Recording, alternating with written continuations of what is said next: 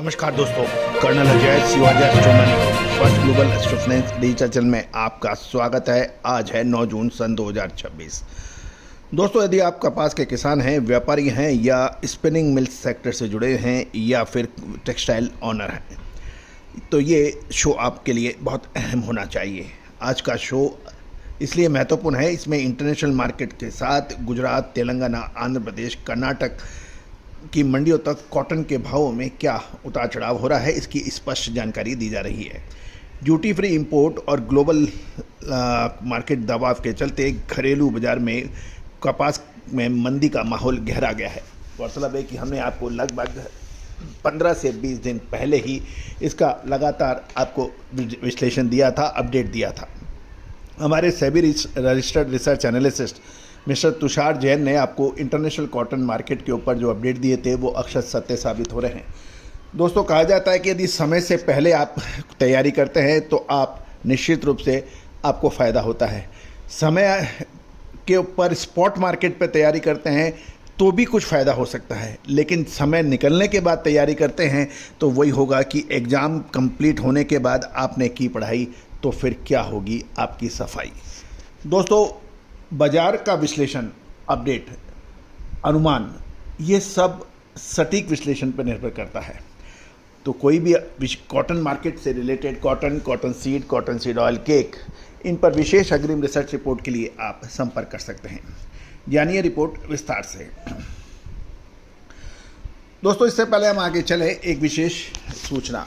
14 जून सन 2026 यानी आने वाले रविवार को सुबह 10:30 से लगभग 2 से ढाई घंटे की हमारी ऑनलाइन वेबिनार, जो कि 300 साल के सीक्रेट फार्मूले पर आधारित होगी कि बाज़ारों का टॉप और बॉटम कैसे बनता है। बाज़ार में ये जो सेक्टर में आप काम कर रहे हैं वो आपके लिए फ़ायदेमंद है या नहीं, आपका लकी नंबर, बहुत सी ऐसी महत्वपूर्ण जानकारियाँ जो आपके व्यापार बढ़ाने में सहायक सिद्ध हो सकती है। साथ साथ शेयर बाज़ार के अंदर आगामी 3 महीने का आउटलुक, कच्चा तेल और गोल्ड जो कि विश्व अर्थव्यवस्था की धुरी मानी जाती हैं, इसका आगामी 2 से 3 महीने का आउटलुक डिस्कस होगा। साथ साथ कृषि उपज में प्याज और लहसुन जैसी महत्वपूर्ण खबरों के ऊपर महत्वपूर्ण कमोडिटीज़ की आगे की अपडेट भी आपको दी जाएगी। दोस्तों, इस वेबिनार का शुल्क है मात्र 1180 रुपये है। आज ही संपर्क करें, नंबर स्क्रीन पर दिए हुए हैं। जानिए रिपोर्ट विस्तार से। दोस्तों, सबसे पहले तो हम इंटरनेशनल मार्केट की बात करते हैं आइस कॉटन के लिए। अंतर्राष्ट्रीय बाजार आइस कॉटन में मिक्स रुख के साथ बंद हुआ, क्योंकि सर्टिफाइड स्टॉक्स में आई भारी उछाल के कारण जुलाई कॉन्ट्रैक्ट टूटकर 2 महीने के निचले स्तर पर पहुंच गया है। CTN 26 यानी जुलाई 2026 में 0.36 सेंट की गिरावट दर्ज की गई और ये 73.39 सेंट प्रति पाउंड के स्तर पर बंद हुआ। 24 जून को आने वाले फर्स्ट नोटिस डे के जोखिम के चलते इस नजदीकी कॉन्ट्रैक्ट पर भारी तकनीकी शुद्धता ऐसी जो हर घर की पसंद बने।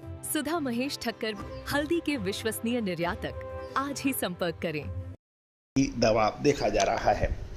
साथ साथ यदि हम CTZ26 दिसंबर 2026 की बात करें तो नई फसल का दिसंबर कॉन्ट्रैक्ट तुलनात्मक रूप से मजबूत है, जो 0.13 सेंट बनकर 73.61 सेंट प्रति पाउंड पर बंद हुआ।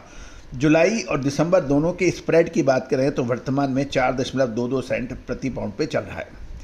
अब मंदी आने के प्रमुख जो फैक्टर्स हैं उसके ऊपर डिस्कस कर लेते हैं।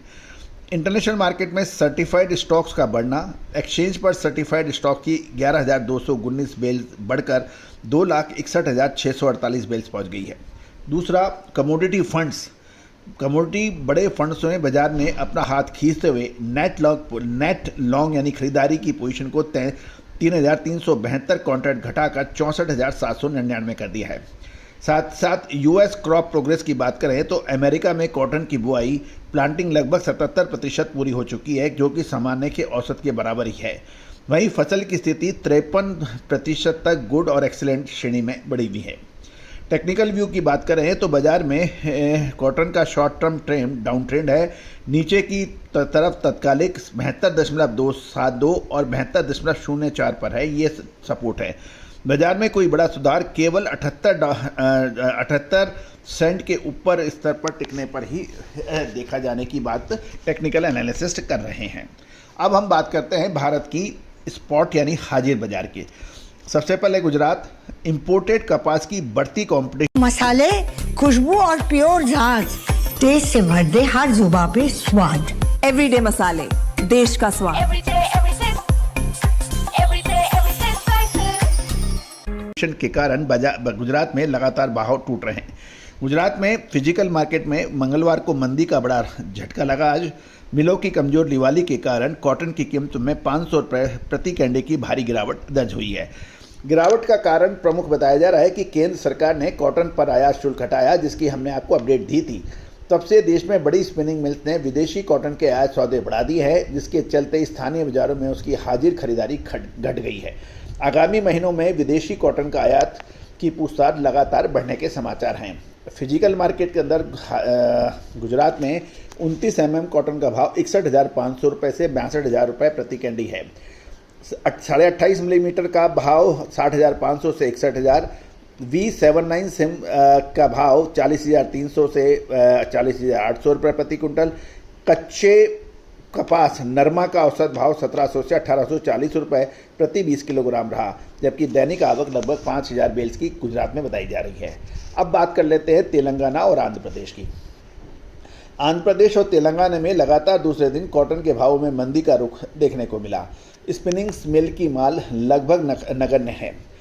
सरकार द्वारा अक्टूबर अंत तक शुल्क मुक्त आयात की अनुमति दिए जाने के बाद देश में कॉटन की उपलब्धता उम्मीद से कहीं ज़्यादा हुई है। जहां पहले 47 लाख बेल्स के आयात का अनुमान था, अब बाजार मान रहा है कि ये आयात 50 लाख बेल्स को पार कर जाएगा। साथ ही कॉटन इंडस्ट्री ने उत्पादन का अनुमान भी 10 लाख बेल्स की बढ़ोतरी की है। इसके अलावा भारतीय कपास निगम द्वारा अपनी बिक्री कीमतों में लगातार